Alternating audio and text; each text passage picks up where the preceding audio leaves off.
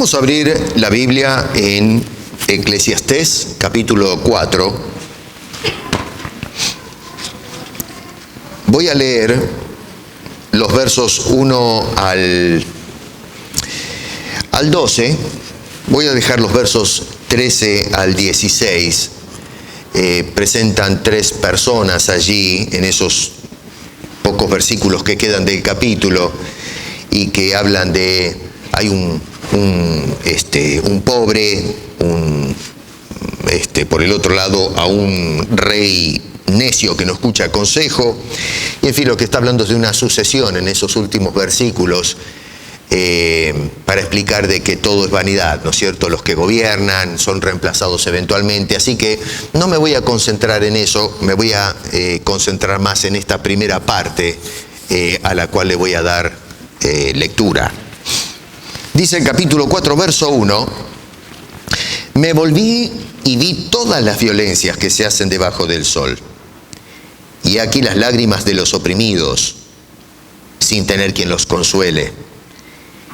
Y la fuerza estaba en la mano de sus opresores, y para ellos, para los oprimidos, no había consolador. Y alabé yo a los finados, los que ya murieron, más que a los vivientes, los que viven todavía. Y tuve por más feliz que unos y otros al que no ha sido aún, que no ha visto las malas obras que debajo del sol se hacen. He visto asimismo que todo trabajo y toda excelencia de obras despierta la envidia del hombre contra su prójimo. También esto es vanidad y aflicción de espíritu.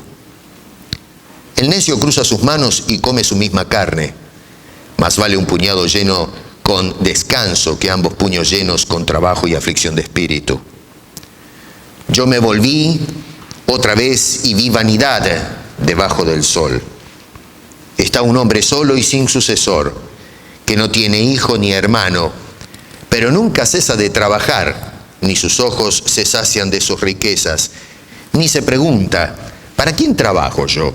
Y defraudo mi alma del bien. También esto es vanidad y duro trabajo.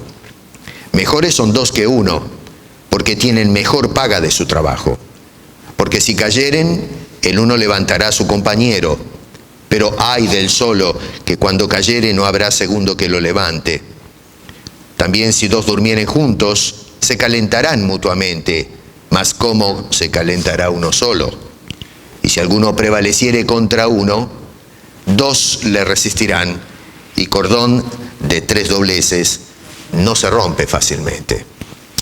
Bueno, Señor, gracias otra vez por permitirnos abrir tu palabra y meditar en ella. Te rogamos, por favor, que tu Espíritu Santo la ministre a nuestras necesidades espirituales, porque te lo pedimos en el nombre de Cristo Jesús. Amén. Titulo esta exposición La angustia de la opresión. Si hay algo que ha traído dolor y miseria a este mundo que comenzó esa carrera despiadada después de salir del huerto del Edén, el ser humano, hay una cantidad de cosas que se dieron debido a ese abandono de Dios por parte del hombre. Pero una de esas cosas que encontramos es cómo los hombres han oprimido a sus semejantes. Y esto es un patrón que vamos a observar a través de toda la historia de la humanidad. Las sociedades han cambiado. Los hombres en algunas cosas han cambiado. Pero en cuanto al trato los unos hacia los otros, esto es algo que lo vemos como una constante a través del tiempo. Opresión es el acto de, si hemos de darle una definición, de sofocar o de someter, ya sea a una persona o a una comunidad entera, ¿no es cierto? Eso es algo que más o menos todos entendemos. Y bueno, se pueden usar una serie de métodos para poder controlar a la gente y en fin, someterlas a los caprichos de uno. A través de los tiempos se ha usado, por ejemplo, la fuerza. Se arman las naciones practicando las artes marciales, ¿no es cierto? Se usa la espada, la fuerza bruta. En el pasado los soldados se paraban a lo mejor frente a frente y a golpe de garrote y sable trataban de ver quién era el más fuerte. Los que tenían mejor contextura física prevalecían, y entonces mediante la fuerza bruta lo que se producía es el terror o el miedo de los otros, y de esa forma se terminaba oprimiendo a la gente. Se ha utilizado también, y se sigue utilizando más en nuestros tiempos, maniobras políticas para oprimir a la gente. Nosotros somos testigos en nuestro siglo XXI de ese tipo de cosas. Hay pueblos que francamente han caído bajo el peso de dictaduras, de programas de gobierno que lo que han tratado es de mantener a la gente agarrada y que, en fin, sigan la línea caprichosa de sus líderes en diferentes naciones. Se ha utilizado también la religión para oprimir a la gente. Esto es un tema muy incómodo para muchos. La Edad Medieval del siglo V al siglo XVI nos muestra un cuadro patético en la historia del mundo. Lo que llamamos el, cristianismo, ¿cómo le ponemos esto? Cristianismo institucionalizado. Ha hecho estragos.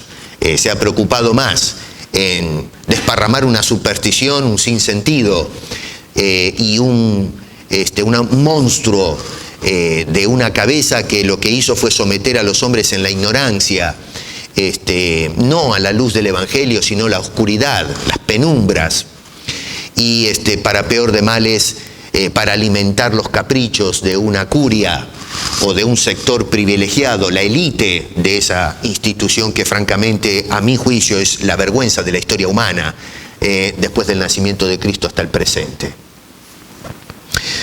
Se puede utilizar y se ha utilizado, y creo, esta es mi opinión personal, pero creo que todavía se usa, la ignorancia o el analfabetismo de las masas. Aunque les parezca mentira, la falta de educar al pueblo permite que se lo pueda controlar como uno quiere. El problema con la educación es que la gente aprende a pensar por sí misma, y esto a los que oprimen a la gente no les conviene. La educación mata la opresión. Ojo, no quiere decir que a veces la educación se puede también convertir en un opresor. Eso no es tema para ahora, simplemente estoy mencionando algunos métodos utilizados para oprimir a la gente. Y bueno, después tenemos las persecuciones, las opresiones sociales, la opresión económica. Hoy tenemos, por ejemplo, las corporaciones multinacionales que lo que hacen es meterse en los países tercermundistas, por ejemplo, y ellos dictan cómo van a funcionar las cosas, qué sueldos van a pagar, qué horario se va a trabajar, y en fin, tienen a veces a una sociedad allí estrangulada, ¿no? Oprimida a los caprichos de dicha institución, que lo que hace es sacarle la savia a esas sociedades, se llevan los capitales todo al extranjero.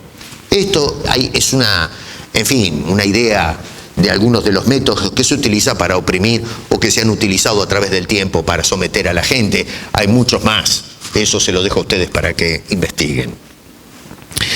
Ahí en el capítulo 4, verso 1, la palabra violencia y opresión es exactamente la misma en el original. La palabra yashuk en hebreo, y que hace referencia específicamente a actos. En la idea del escritor, ¿no es cierto?, se tiene en mente actos de abuso de autoridad por parte de las personas que o bien gobiernan o tienen algún tipo de dirección de la gente. Así que tenemos personas que abusan del poder y de la autoridad. Hacen usufructo de estas cosas para poder tener en el hueco de la mano a la sociedad o a cierta comunidad. Esto no es algo nuevo. Acuérdense que el escritor está mirando la sociedad de su tiempo. Y esto sucede ya desde allá, desde el huerto del Edén. yo estoy haciendo esta conexión y he enfatizado este asunto del huerto del Edén, porque tenemos que ir hasta allá para ver dónde comenzó este lío. Este señor simplemente está tomando nota de lo que está viendo o registra de la sociedad que él es partícipe. Ya indiqué varias veces, puede ser que se trate del siglo X a.C., algunos, esa es mi posición personalmente, otros empujan, ¿no es cierto?, la autoría de este libro, de esta carta, mucho después, es decir, más próximos al nacimiento de Cristo. Algunos le dan la redacción en un periodo post-exílico. Pero bueno, el escritor entonces, como insisto en esto, está mirando la sociedad y lo mal que van las cosas, pero todo esto tiene su génesis allá al principio, cuando el hombre le da la espalda a Dios y dice, bueno, a ver, vamos a ver si podemos formar una sociedad humana sin tener que darle cuentas al Creador, al dueño del mundo, en definitiva, por derecho propio. Así que el hombre se lanza en esta empresa y es interesante que una de las primeras cosas que van a suceder por hacer este experimento descabellado es que una criatura va a oprimir a la otra. Y lo tenemos en el caso de la primera pareja. La Biblia nos dice en el capítulo 3, por allá en el verso 16, que Dios le dice a esta señora, a Eva, podemos llamarle ahora nuestra madre, no original, le dijo, mira, por haber hecho esto, el hombre se va a enseñorear de ti y va a suceder esto permanentemente. Y desafortunadamente lo que vemos es que comienza una carrera sin freno de la sociedad fuera del huerto del Edén, donde los hombres han sometido a las mujeres. En lugar de ser la compañera, se ha convertido en el lacayo histórico del hombre. Ha existido este abuso de género, la opresión de la mujer, debido mayormente, pienso yo, a la desventaja física que hay entre el hombre y la mujer. La mujer no tiene mucha chance con un hombre. Ahora en las películas, muchachas, no se traguen el cuento le muestran, por ejemplo, a una chica de, 140 libras, ¿cuántos kilos son esos? 140 libras que se pone a pelear mano a mano con un hombre que pesa 250 libras con unos músculos descomunales, la chica le mete 2 cachetazos y lo ven volar con 2 vueltas en el aire al señor, cae en el suelo todo despatarrado, ¿no? Y la chica sale, el hombre le mete 4 trompadas en el estómago, uno en la mandíbula, cae por el suelo, la señora la patean en el suelo y la chica ni se despeina, se limpia un poco el polvo y le gana la pelea al hombre. Bueno, eso es ciencia ficción. La mujer no tiene chance. Y es por eso que el hombre usó la fuerza bruta para someter, para encaprichadamente someter u oprimir a la mujer y la ha convertido en prácticamente un lacayo, un personaje de segunda clase. Y ¿saben una cosa? Yo doy gracias a Dios por estas mujeres que ya desde el siglo XIX comienzan movimientos bastante persistentes para levantar el estatus de la mujer en la sociedad. Mujeres que lucharon y siguen luchando a brazo partido para poder romper esas cadenas de opresión de género. Y hoy tenemos movimientos donde se trata de terminar con este flagelo. En nuestra comunidad latina, en nuestro continente, venimos con un lastre, los hombres, de una cultura machista que, yo no sé, tenemos este berrinche de que a la mujer la tenemos que tener en casa cocinando, planchando y sirviéndonos a nosotros los hombres. Bueno, en la sociedad hacen todo eso, pero en la iglesia eso es una cosa que no se debe hacer. En la Biblia encontramos que lo que Dios hizo fue devolverle el estatus original a la mujer. Es igual la mujer con el hombre, son personas que trabajan juntos, es un equipo para poder funcionar en una forma armoniosa los dos y para con Dios.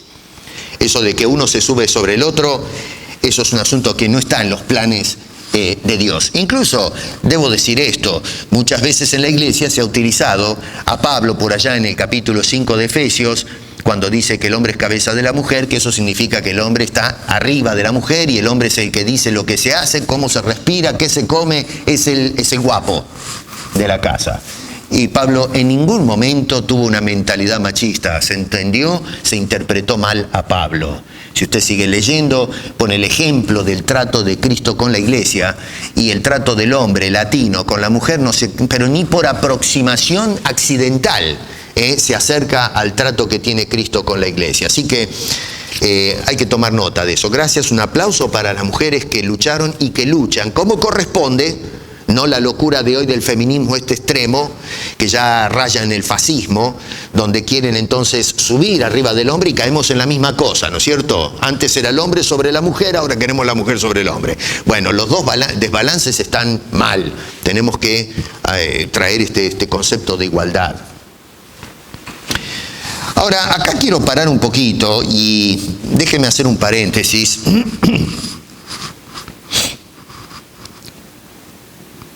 Yo quiero decirte esto, hermano, en Cristo. Mucho cuidado cómo tratas a tu esposa. Y esto va para los que nos escuchan ahí en el video también. Yo no sé cómo tratas a tu mujer en casa, pero mucho ojo. Porque el hecho de que vengamos de nuestras culturas latinas no significa y no nos da licencia para que abusemos de nuestra mujer. Hay hombres que le pegan a sus esposas. Hay hombres que no solamente le pegan con la mano, hay hombres que le pegan con la boca. Y a veces duelen más las palabras, el abuso psicológico permanente que deja heridas que a veces nunca se cierran. Yo estimo que el hombre que le levanta la mano a su mujer o abusa de su mujer no es un hombre. Y se los digo con la autoridad que me da el Evangelio. Nosotros debemos ser imitadores de Cristo. Cristo jamás le levantó y le levantaría la mano o la palabra a una mujer. Al contrario, tenemos ejemplos sobrados de cómo Jesucristo trató a la mujer. Es más, nos dice la Escritura que el primer testigo de la resurrección de Cristo fue una mujer, no un hombre. Así que déjame recordarte que esa actitud, esa violencia de género que se está dando en la sociedad machista, de donde venimos nosotros los latinos, y hay otras sociedades también que son así, y acá en esta ciudad los hay. Déjame recordarte que cada cachetada que tú das, se está tomando nota de eso, y vas a pagar hasta la última cachetada que estás dando. Y si no lo pagas aquí en la cárcel, lo vas a pagar cuando te presentes delante del juez. Dios está tomando nota. No se le escapa ningún detalle. Así que, hombres, a ustedes les hablo. Mucho cuidado con esto, porque eso es producto de la caída, no producto del Espíritu Santo en la vida de un hijo de Dios. Cerramos el paréntesis y miramos que después se extiende la humanidad. Y por allá en el capítulo 6 del libro de Génesis nos dice que los hombres comenzaron a hacerse violencia unos a otros. Se oprimían unos a otros. Dios barrió con toda esa generación. Nos vamos al periodo postdiluviano y encontramos exactamente el mismo patrón de conducta. Tal es así que, bueno, encontramos la esclavización de las personas a través de la historia. Los pobres y gente que se encuentra en condición vulnerable dentro de la sociedad, fueron oprimidos por los que fueron más fuertes o que se han encontrado en mejor condición social o cosas por el estilo, ¿no es cierto? Encontramos, insisto, ese patrón de conducta entre los hombres. Así que la opresión es uno de los flagelos más lamentables que identifica la raza humana a través del tiempo y que, bueno, este señor está mirando, está contemplando. Él está sentado, dice, y está viendo la sociedad, y lo que nota, nos dice el capítulo 4, verso 1, es la opresión de la persona más vulnerable. Dios había tomado nota de esto. Nos dice la Escritura que el mundo se fue por la tangente y entonces Dios lo que hace es escoger a un pueblo. Y entonces le dice a ese pueblo, tú serás santo porque yo soy santo. En otras palabras, vas a estar separado y te vas a comportar como un pueblo separado. porque yo soy un Dios distinto, separado. No van a actuar como el resto de los hombres que fueron para el lado de los tomates. Ustedes van a actuar, se van a comportar distinto. Y Dios le va a decir al pueblo, por ejemplo, a aquella generación que salió de Egipto, en Levíticos, por ejemplo, capítulo 19, después que salieron tomen nota de esto, de aquella nación que los oprimió justamente por 400 años. Y les dice, no oprimirás a tu prójimo ni le robarás. ¿Qué le está diciendo Dios a esta gente? Ojito, mucho cuidado.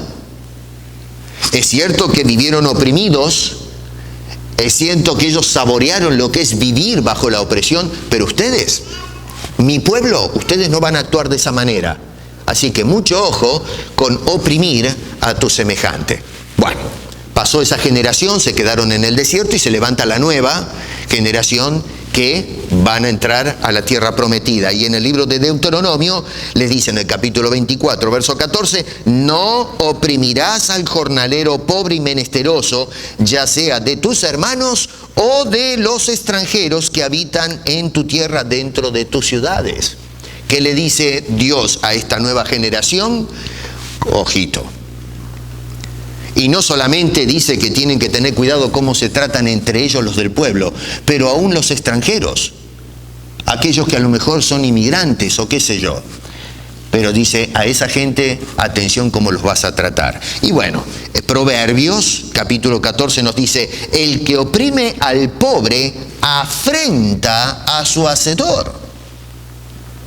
Esa palabra ahí, afrentar, quiere decir ofender gravísimamente a Dios. Se trata de un insulto al hacedor. Ahora, esto es algo tremendo. Yo no sé si estamos tomando nota, pero acá es Dios el que está hablando, ¿eh? Esto no me lo estoy inventando yo. Esto es cosa de la Biblia. Dios le está diciendo al pueblo, mucho cuidado cómo tratas a la otra persona. Sí, es cierto que en el mundo hay opresión. Eso es consecuencia de la caída. Vivimos en una sociedad y en un experimento social que está en un fracaso total. Pero eso no significa que dentro del pueblo de Dios tenemos que ajustarnos a las normas de la sociedad. Nosotros tenemos que vivir en una forma completamente diferente. El señor de Eclesiastés no vio ese tipo de cosas. En la actualidad, los pobres,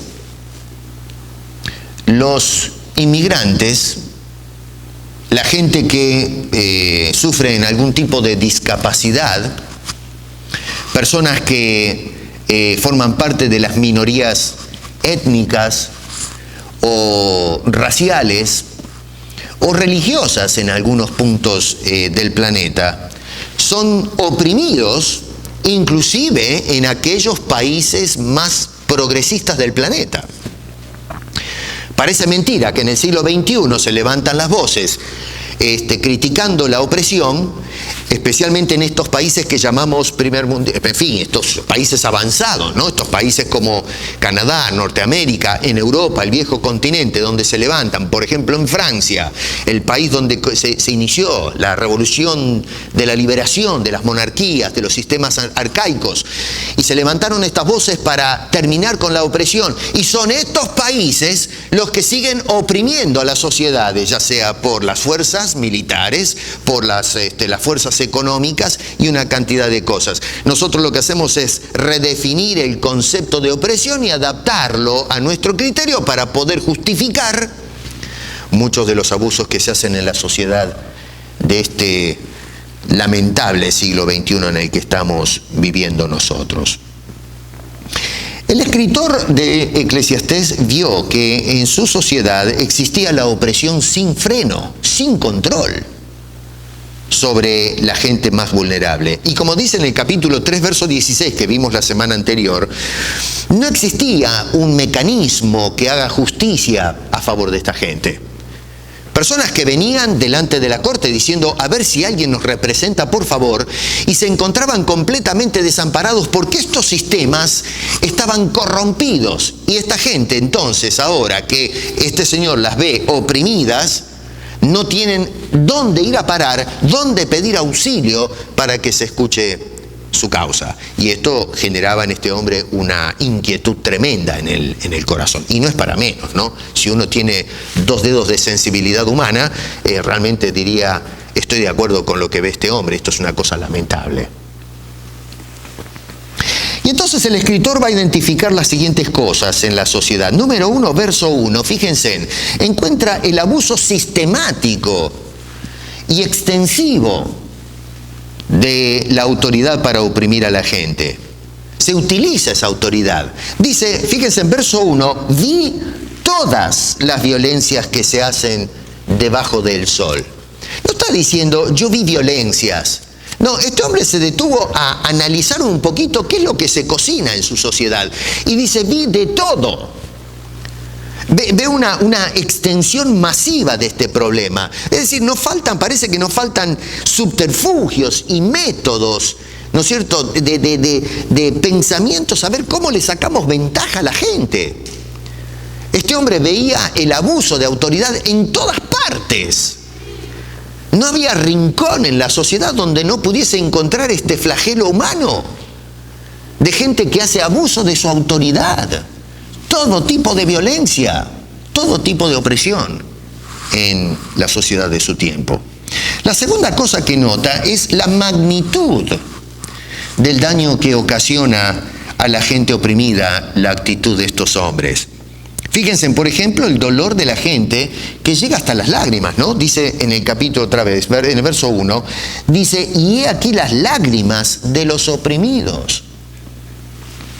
Cuando una persona se pone a llorar en estas condiciones es porque ya llegó al límite de la tolerancia. No aguanta más. Estamos hablando de personas que están completamente sofocados. Y como no hay nadie que los escuche, no saben para dónde disparar. Yo diría, cuando dice que derraman lágrimas, es el lamento desesperado. Yo trato de ponerme un poquito en la escena. Imagínense en esta gente que a lo mejor es oprimida por un trabajador, un empresario o algo por el estilo. Y no me pagan el sueldo. Y me hacen trabajar como un burro todo el día. Y resulta que llegamos a casa y no podemos mantener a nuestra familia. Y no tenemos quien nos escuche.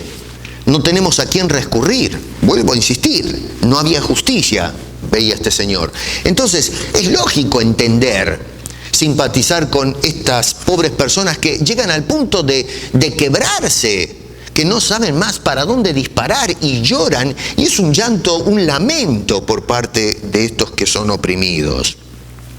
La otra cosa es el desconsuelo de la gente, porque dice, sin tener quien los consuele, y cierra diciendo, para ellos no había consolador. O sea que esta persona está llorando y no se abre ninguna alternativa. A veces nosotros lloramos porque, si estoy enfermo y estoy llorando de dolor, bueno, por lo menos tengo la emergencia, tengo la aspirina, el Tylenol, qué sé yo, el médico, alguien que me pueda dar una inyección, me pueda dar un tratamiento, pero en fin, se ve un poco de luz en el horizonte. Pero en este caso no había absolutamente nada o nadie que pudiese darle algún tipo de refrigerio a esta pobre gente. Así que están llorando y no pueden levantar los ojos llenos de agua diciendo, todavía y en medio de mis llantos puedo ver un poco de luz en el horizonte. No había absolutamente nada para ellos, sino espesas tinieblas y dolor. Y la falta de empatía hacia estas personas, porque dice, la fuerza estaba en la mano de sus opresores. En otras palabras, no aflojaban para nada. Veían a esta gente llorando, a esta gente doblada, a lo mejor pidiendo, por favor, aflojen un poco. Y estos señores no sienten ninguna simpatía por esta gente, al contrario, los oprimen mucho más todavía. Esto me hace pensar un poquito lo que habrán sufrido el pueblo de Dios allá en Egipto por 4 o 5 generaciones, 4 siglos, ¿no? 400 años más o menos. No sé cuántas, yo creo que pasaron varias generaciones porque, la gente habrá vivido 40 años en el peso de la esclavitud, así que cuánta generación pasó ahí de gente, de padres a hijos y nietos y demás. El escritor veía todo esto y se lamentaba en el corazón. sentía un dolor tremendo, a tal punto que consideró, fíjense, que entra en el cinismo, porque en los versos 2 y 3 va a decir, bueno, a ver, es mejor que la persona que está en esas condiciones se muera, es decir, eso va a terminar con su opresión al fin del cabo, y si no, en el verso 3 dice, es mejor que ni siquiera nazca la persona, porque de esa forma no tiene que ser testigo de la maldad que estoy siendo yo testigo, la amargura que produce, y llegará a la conclusión de que al fin del cabo la vida es vanidad, ¿no es cierto? Es algo que no tiene mayor trascendencia. Ahora, el escritor, fíjese qué interesante cómo va moviendo las ideas, ¿no? Va a considerar que en su experiencia, porque él no va a mirar solamente, no va a detectar que hay opresión en la sociedad, dice esto es patente y es real, pero no se queda contento con eso, él trata de ver cuál es la causa, o a lo menos una de las causas de la opresión, por qué los hombres se oprimen unos a otros. Así que mira y luego empieza a sondear, a ver qué encuentra. Y en el verso 4, noten que dice este señor, he visto asimismo que todo trabajo y toda excelencia de obras despierta la envidia del hombre contra su prójimo. Acá tenemos a lo mejor a una persona que trabaja, que es responsable, se rompe el alma para tener algo en la vida, ¿no es cierto? Un hombre, a lo mejor es un hombre honesto, qué sé yo. Pero entonces hay alguien que lo está mirando y ve que este hombre obtiene logros por esforzarse y a este se le prende la lámpara y dice, yo quiero lo que ese señor tiene. Empieza la envidia de querer tener lo que el otro tiene. Y él está observando entonces que es precisamente este factor, la envidia, lo que produce que este hombre que ahora quiere lo que el otro ha conseguido tenga que terminar explotando u oprimiendo a alguien para lograr eso. Y de acá sale, por ejemplo, el crimen organizado, los sinvergüenzas de la sociedad, los estafadores, los políticos que se sientan en sus tronos mientras agarran nuestros impuestos y ellos se dan la gran vida. Y ni hablemos de los pastores o pastorcitos que hoy se han sentado en el trono de la iglesia, que viven ¿no es cierto?, nadando en billetes, se dan la gran vida a costilla de los diezmos y las ofrendas del pueblo. Esto siempre lo estoy recalcando y ahora voy a volver a ese tema. Así que este hombre nota ese fenómeno interesante. Acá la palabra envidia, por ejemplo, en hebreo, se refiere al celo desmedido, esa ambición descontrolada de tener lo que otra persona tiene, o simplemente querer acumular bienes, de querer tener cosas que francamente no se necesitan, es por el mero hecho de querer tener más cosas. En esta sociedad en la que vivimos nosotros, se nos inculca a través de los medios masivos de comunicación el querer tener más cosas de las que realmente necesitamos. Vivimos en una sociedad de fuerte consumo, ¿no es cierto? Así que, y para eso hay toda una estructura, un mecanismo comercial, en el mundo capitalista, donde se fundan empresas que satisfagan la envidia de la gente, el querer, cimentar una vida satisfactoria amasando un montón de cosas. Y yo no sé, a veces fíjense que tienen que abrir los garage sale para empezar luego a evacuar toda la montaña de cosas que hemos acumulado, que no hemos usado, que han estado 3, 4, 5 años metidas en un basement, echando polvo, porque ya no la utilizamos y la tenemos que regalar por unos cuantos pesos. Mira la estupidez de la sociedad, es algo increíble. Y bueno, esto lo que hace es lanzar a la sociedad entera en una carrera alocada de querer tener más y más y más. Y no nos damos cuenta que muchas veces esos productos que nosotros compramos, hablando del presente, otra vez estoy contemporizando acá, hay gente que está trabajando y deslomándose en otro lugar del mundo para satisfacer nuestra necesidad, nuestra envidia. Hay personas que trabajan largas horas en algún país tercermundista, con un sueldo de miseria. Las multinacionales se mueven al extranjero para hacer más plata, Dicen que ellos quieren crear fuentes de trabajo, pero que se la encuentren a serrucho. Las compañías comerciales no se van al extranjero para salvar a los países tercermundistas del hambre y la miseria, sino para secarlos más, para sacarles el dinero. Y luego vienen y desbordan todo el producto que se ha fabricado con mano de explotación, con gente oprimida, para que nosotros, consumistas, agarremos esos productos. Saben que hay chicos, inclusive menores de edad, que están encadenados en un banco de trabajo en algunos lugares del mundo, que producen parte de los materiales o las cosas que nosotros disfrutamos acá. Es más, muchos de ellos trabajan bajo el peso de opresión, de largas horas de trabajo y, en fin, de una vida injusta, y ellos jamás van a poder disfrutar el producto que fabrican. Ellos son esclavos del comercio, esclavos de la institución, esclavos del sistema para nosotros. Nosotros somos los señores en estos países y ellos los esclavos que nos sirven. Ellos son los que producen lo que nosotros disfrutamos y consumimos. Esa es la sociedad, ese es el mundo en donde nosotros vivimos. Por eso digo que no está tan lejos este hombre de la realidad, a pesar del tiempo los siglos que nos separan a nosotros, los del siglo XXI, con este señor. Claro, algunos ven este cuadro y dicen, bueno, entonces, pero ¿para qué trabajar? A fin de cabo, yo he escuchado gente que dice, pero yo, ¿qué voy a trabajar para los yanquis, los europeos, el colonialista y qué sé yo cuántos frases utilizan, ¿no? ¿Yo que voy a trabajar para qué? ¿Para que me exploten? No trabajo para nada. Y entonces el individuo se tira panza arriba y simplemente vive a costilla de los demás. Bueno, acá tenemos una severa advertencia en el verso 5. Dice, el necio cruza sus manos y come su misma carne. Lo que nos está diciendo acá el escritor, esto es una hipérbole, es una exageración, pero lo que está diciendo es que la persona que va a vivir de parásito eventualmente va a terminar muerto de hambre. En la sociedad de hoy existen parásitos, personas que han encontrado, ¿no? Se agarran de estos argumentos sociales, de las injusticias, la disparidad, y entonces lo que hacen es renunciar, tirar la toalla y vivir como parásitos usando las coberturas sociales que ofrecen algunas sociedades, welfare y todo lo demás. Viven a costilla del resto.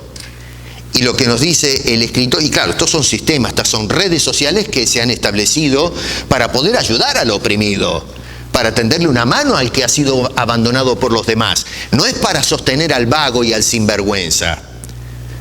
Pablo decía, el que no trabaja, que no coma. Le dice, vaya a trabajar, ¿no es cierto? Eso está claro para nosotros la iglesia. Así que eso de vivir a costilla de los programas sociales, mis queridos, otra vez, no se puede negar que eso sucede en el mundo, pero en la iglesia, en el cuerpo del pueblo de Dios, de ninguna manera. Y el escritor aquí veía este asunto y decía, hay personas sí que viven así, que viven de parásitos de los demás, pero cuidado, va a terminar comiéndose el brazo. Lo que está diciendo, está usando otra vez, insisto, un extremo para decir no va a salir muy bien parado de ese asunto. Así que lo que tenemos que hacer es envolvernos y responsabilizarnos. En los versos siguientes, este hombre va a indicar que es mejor la vida en comunidad, al fin del cabo, en lugar de estar oprimiéndonos y en una vida de competencia y de envidia, de ponernos de acuerdo y vivir juntos. Ahí en el verso 8 habla de un hombre que trabajó solo toda su vida, no tuvo hijos, no tuvo hermano, y al fin del cabo termina la carrera, nos dice el verso 8, ¿y a quién le queda todo el esfuerzo de su trabajo? ¿Con quién lo comparte esto? No hay heredero, se va a quedar todo, se lo agarra el Estado, se lo agarra otro, qué sé yo. Entonces, lo que trata de indicar es mejor que estemos juntos. Y eso es lo que va a argumentar en los versos 9 al 12. Nos dice este hombre, por ejemplo, en el verso 9, es mejor que estén dos juntos porque se benefician financieramente. Se combinan los incomes, ¿no es cierto? Una persona vive sola, gana tanto. Pero cuando viene otro, la ecuación cambia. vivimos juntos, juntamos los 2 salarios y entonces podemos hacerle frente a las demandas económicas en la sociedad. Verso 10, se dan asistencia. Dice, si cayere el uno, levantará a su compañero. El que está solo, a ver, si usted está solo en una casa y se cae al suelo y se rompe la cadera, está frito. ¿Cómo se arrastra? Hasta agarrar el teléfono y llamar al 911 o algo por el estilo, ni hablar los que son ancianos, ¿no es cierto? Entonces, si hay 2, si uno se cae, el otro inmediatamente corre, llama a la ambulancia. En aquel entonces, bueno, no sé, le daba la mano, llamaba al vecino, pero de alguna manera había una asistencia el uno por el otro. Si estamos en conflicto y oprimiendo a las personas, no podemos encontrar asistencia en ese divino, sino en esa persona, en ese individuo, sino explotación. Verso 11 en la pareja. Dice también, si 2 duermen juntos, se calentarán mutuamente. Déjame hacer, perdón, disculpen acá un paréntesis, por si alguno, porque ahora muchos que promueven el homosexualismo usan estos versículos para decir que en la Biblia se promueve la homosexualidad. Cuando dice también, si 2 duermen juntos, culturalmente acá no está hablando de hombre con hombre, mujer con mujer y qué sé yo, ¿no? Culturalmente no existían esas cosas. Esto es el pueblo judío, este es un judío el que escribe, así que pensemos como está pensando el autor, no metamos cosas de afuera, Así que acá se está hablando de el hogar, el hombre casado con su mujer, los 2 duermen juntos y los 2 se dan calor. Y yo creo que todos los que estamos casados entendemos muy bien lo que es eso, ¿no? Cuando estamos, a veces mi señora me dice, apurate, metete en la cama que hace frío, ¿no? Entonces, eso es esa vida conyugal que vivimos de acompañarnos. Verso 12, en la defensa común, si alguien se levanta contra uno, 2 personas pueden resistir a aquel que viene a hacer un acto de violencia contra alguna persona. Vuelvo a repetir, los versos 13 adelante los voy a dejar porque no se ajustan ahora a lo que estoy tratando con ustedes. Otra vez vuelvo al capítulo 4, verso 1. Este hombre habla sobre el tema de la opresión. Y yo quiero hablarle a la iglesia ahora. Porque este hombre notó eso en la sociedad, no está hablando a la iglesia, está hablando probablemente a su hijo, ¿no es cierto? Pero quiero que veamos este asunto porque no se puede negar, y el que niega esto realmente o bien es un ignorante o bien no quiere aceptar la realidad de las cosas. Pero no se puede negar bajo ningún punto de vista que en el mundo se practica la opresión, pero dentro de la iglesia se está dando también este patrón de oprimir a otros. Las opresiones religiosas no son cosa extraña en la historia de la humanidad, y mucho menos en lo que está pasando en la iglesia contemporánea, donde hay personas que están haciendo un abuso de la autoridad para poder oprimir espiritualmente a los feligreses y en última instancia sacar provecho de todos ellos. En Mateo, por ejemplo, en el capítulo 23, Jesús le va a hablar a la gente y le va a decir, verso 1, Jesús le dice a la gente y a sus discípulos, en la cátedra de Moisés se sientan los escribas y los fariseos. Así que todo lo que os digan que guardéis, guardadlo y hacedlo, mas no hagáis conforme a sus obras, porque dicen y no hacen. Mire lo que está diciendo este hombre. Ellos enseñan la Biblia.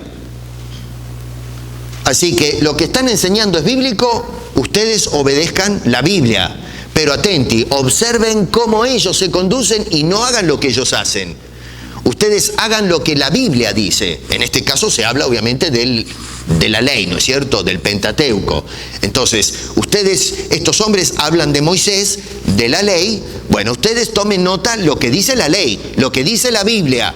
Bueno, lo que dice la Biblia ustedes lo guardan, lo llevan adelante. Pero cuidado, lo que ellos hacen o cómo ellos viven, eso no le dé ni 5 de la hora. Es más, verso 4 dice, ¿por qué? Porque atan cargas pesadas y difíciles de llevar y las ponen sobre los hombros de los hombres pero ellos ni con un dedo Así que ellos se inventaron un montón de enseñanzas extrabíblicas, un montón de conceptos y de tradiciones, y lo que hacían era tirarle sobre el hombro al pueblo, a quien tenían que enseñarle la Biblia, y los oprimían. Les decían, ustedes si quieren estar bien con Dios tienen que llevar a cabo todas estas cosas. Y la gente trataba, pero no podía. Estaban cansados, desesperados, porque se daban cuenta que no llegaban a lograr los méritos necesarios para ser aprobados por Dios. Y entonces mucha gente andaba, como decía el Señor, desamparados y dispersos como ovejas que no tienen pastor, aplastados bajo el peso de mandamientos sin sentido. Y Jesús dice, no solamente les ponen a ustedes estas cargas pesadas, pero cuando los observamos a ellos, ellos no hacen absolutamente nada de lo que le enseñan al pueblo. Los pastores y toda esta mersa de delincuentes que se metieron en la iglesia, eso es precisamente lo que están haciendo en la actualidad.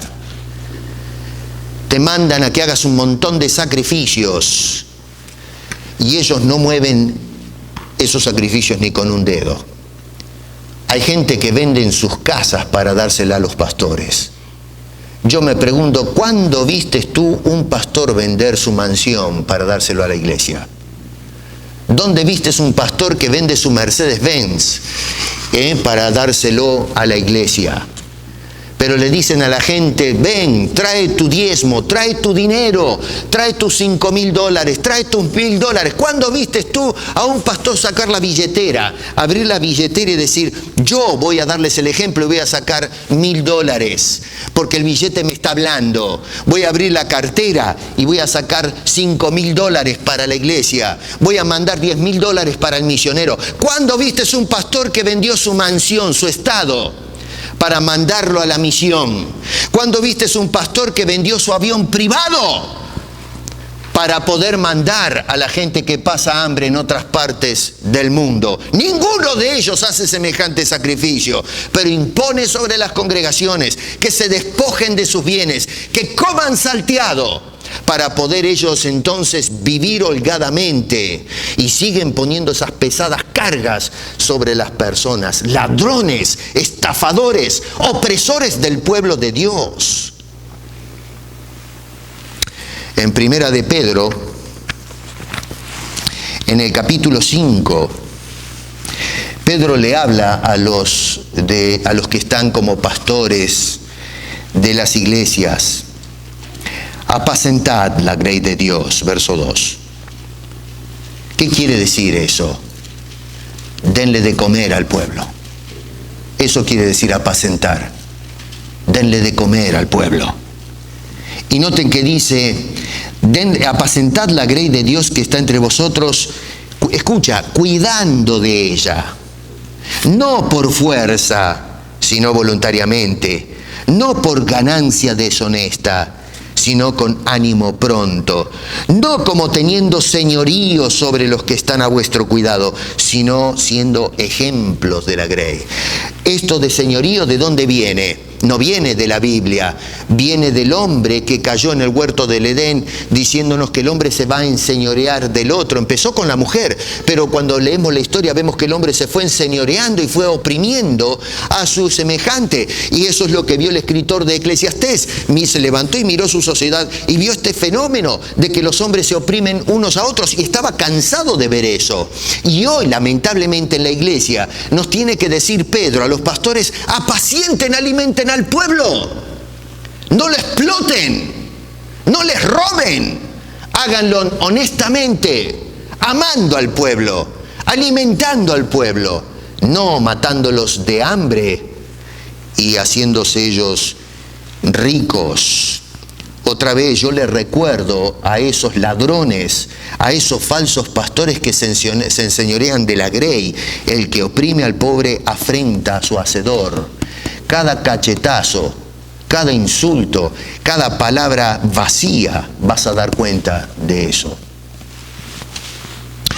¿Cuántos pastores maltratan a sus ovejas? Las maldicen, las asustan, les dicen un montón de cosas. El otro día me contaba una persona que en una iglesia había como 6, 7, 8 profetas. Ahora todo el mundo, miren, usted va a una iglesia y todo el mundo es profeta, son todos pastores, son todos líderes, todo el mundo quiere estar arriba, todo el mundo quiere ser la última piedra de la pirámide. Son una partida de fanfarrones, cancheros, gente sinvergüenza, que no van para servir a Dios, sino que van para estar arriba de los demás y oprimirlos, vuelvo a repetir, con pesadas cargas que ellos no mueven ni con un dedo. Usted ve a todos estos predicadores pasearse con alhajas y trajes carísimos y salen de la iglesia, hasta incluso tienen algunos choferes, coches que valen cualquier plata. Si usted trabaja y se gana toda la plata y se quiere comprar un coche, está bien, pero que usted viva de las ovejas del Señor.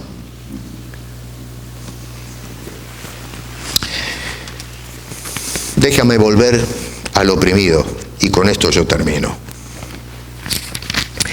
Porque probablemente tú seas la víctima de algún tipo de opresión. Yo no sé, algunos conozco como pastor las cosas que pasan, me confiesan algunas cosas para orar, pero no conozco la vida íntima de ustedes, los que nos escuchan menos todavía. Pero ¿tiene algo la Biblia para nosotros? Cuando estás oprimido, quizás estás derramando lágrimas porque no sabes más a dónde disparar. Déjame leerte esto, por favor.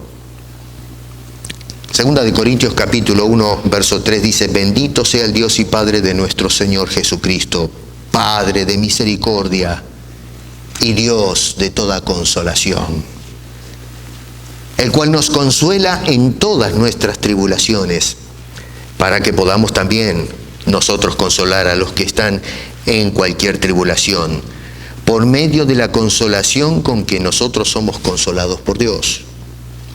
Porque de la manera que abundan en nosotros las aflicciones de Cristo, así abunda también por el mismo Cristo nuestra consolación.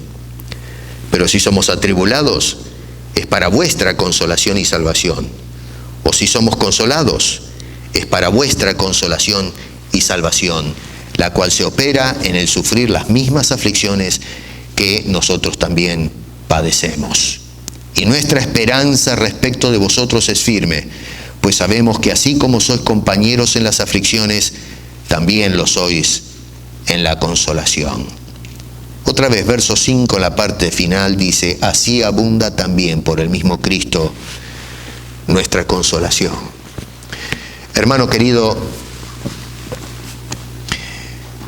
quizás estés o seas una de esas estadísticas que agarró el escritor de Eclesiastés. Quizás estás derramando lágrimas bajo el peso de la opresión, largas horas de trabajo, un sueldo de mala muerte. Eres una estadística en un sistema corrompido. Tu jefe, tu vecino, tu pastor, el apóstol, o qué sé yo. Personas que te tienen estrangulado, te tienen sofocado, y quizás te encuentras que no hay consolador porque nadie te escucha. Bueno, escucha al apóstol Pablo. El apóstol Pablo, un hombre que sufrió, varón de dolores también, encontró que Dios es su consuelo. Y Dios vino a este mundo en la persona de Cristo para darnos consuelo. Consuelo de la opresión del pecado, de nuestra culpa, y luego ayudarnos a caminar en un mundo de opresión para que puedas ahora tener ese pañuelo que enjuga vuestras lágrimas. Así que acércate a Dios si estás sufriendo, si no tienes consuelo, porque como nos dice el apóstol Pablo, en Él encontramos consolación. Este hombre, el escritor de Eclesiastés, miró y decía: esa gente no encuentro quien los consuele, todo el mundo es indiferente. Pero ahora la perspectiva bíblica nos cambia el panorama, y lo que él no vio lo podemos ver nosotros. Y hoy vemos, sí, a alguien que está dispuesto a consolarnos, y ese es nuestro Dios en la persona de Cristo Jesús. Así que te dejo frente a ese Señor que es el Padre de consolación, que todo lo que tú estés sufriendo, la opresión que ejecutan o ejercen algunos por abuso de autoridad, pueda ser entonces consolada en la presencia de ese bendito y soberano Dios. Acércate a Cristo. Padre, gracias te damos, porque tú eres un Dios de consolación.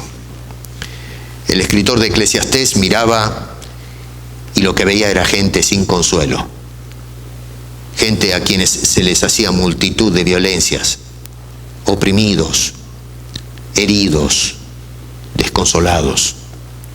Pero hoy, Señor, te tenemos a ti y no podemos levantar los ojos a la sociedad y sacar una imagen positiva.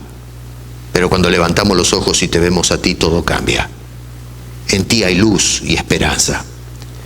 Si hay alguien que está sufriendo en estas horas, que llora en silencio, a través del Espíritu Santo, tráelo, Señor, a tus brazos y consuélale. Porque te lo imploro, Señor, en el nombre de Cristo Jesús. Amén.